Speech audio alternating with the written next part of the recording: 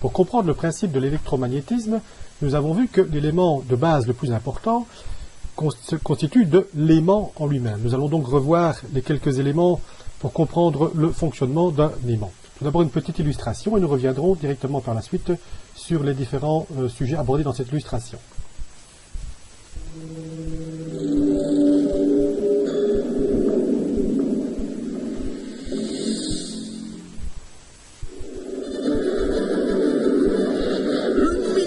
Science, s'il vous plaît. Le réfrigérateur conserve les aliments et fait adhérer les aimants. Un aimant est un morceau de métal qui, par son champ magnétique, attire d'autres métaux. Mais pas tous les métaux, seulement quelques-uns, comme le fer ou le nickel. L'aimant n'a aucun effet sur le plastique, les bananes ou les filles, sauf si elles portent des broches.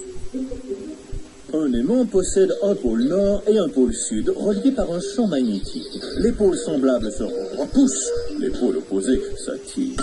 Un aimant peut donc repousser ou attirer un autre aimant. L'aimant facilite les déplacements.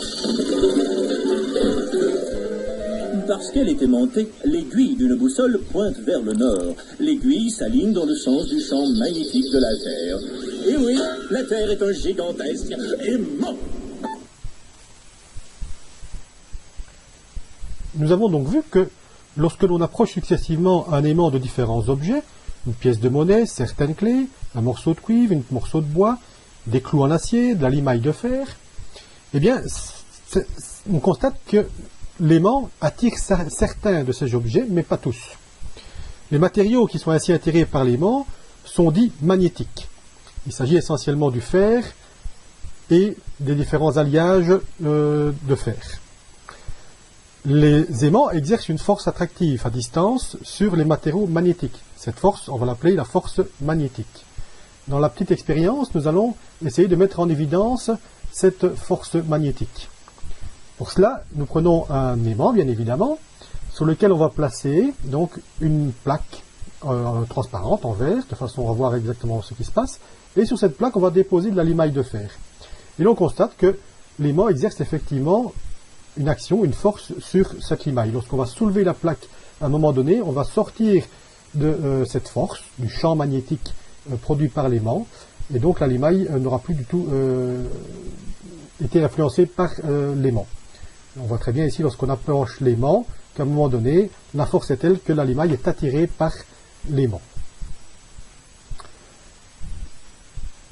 Donc les matériaux attirés par l'aimant sont dits magnétiques, et donc la force attractive exercée à distance par les aimants sur les matériaux magnétiques, on l'appelle la force magnétique. Il existe dans la nature des aimants à l'état naturel.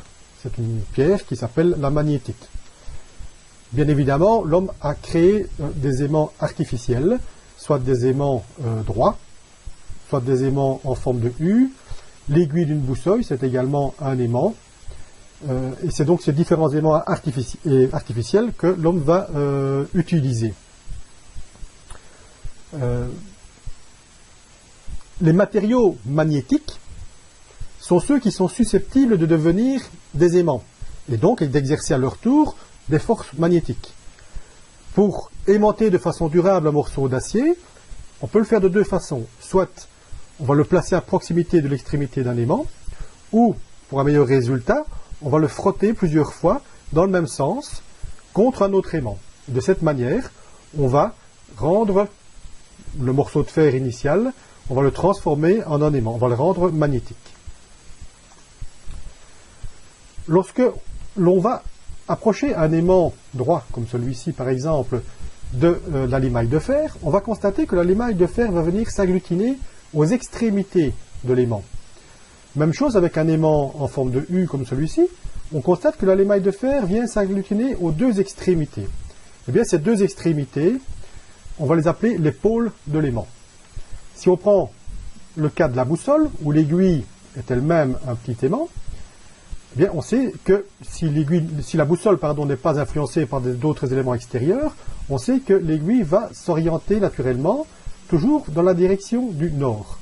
Eh bien, par convention, on appellera ce côté de l'aiguille le pôle nord, et l'autre extrémité, on l'appellera le pôle sud. Lorsque l'on prend deux aimants, donc pour chacun de ces aimants, on va avoir un pôle nord et un pôle sud. On sait que si on approche les deux pôles opposés, donc le pôle sud d'un aimant du pôle nord d'un autre aimant, on va avoir une attraction. Les deux aimants, à un moment donné, lorsqu'on va les rapprocher de plus en plus, à un moment donné, ils vont venir se coller l'un à l'autre.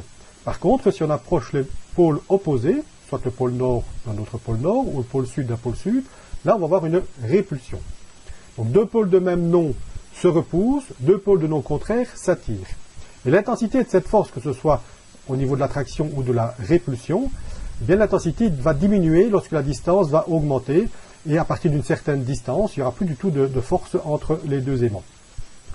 De même, si on prend un aimant, ici un aimant droit, avec donc un pôle nord et un pôle sud, on pourrait imaginer qu'en coupant cet aimant en deux, on isolerait d'un côté le pôle nord et de l'autre côté le pôle sud. Eh bien, pas du tout.